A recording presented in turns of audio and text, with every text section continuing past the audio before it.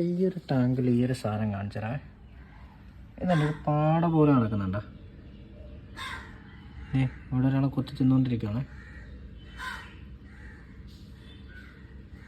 ഗ്ലാസ്സിലെടുത്തൊന്ന് ടോർച്ചടിച്ച് നോക്കിയാലോ.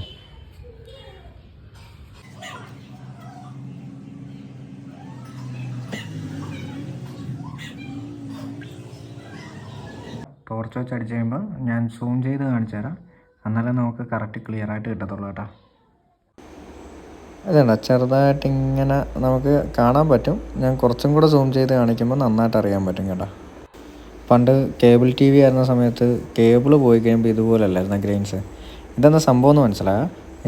ഇതാണ് ഇൻഫോസോറിയ കേട്ടോ. ഇൻഫോസോറിയ ഇഷ്ടം പോലെ ഉണ്ട്. അപ്പോൾ അതിങ്ങനെ കിടന്ന് ഇങ്ങനെ നുരക്കുന്നതാണ് ഈ കാണുന്നത്.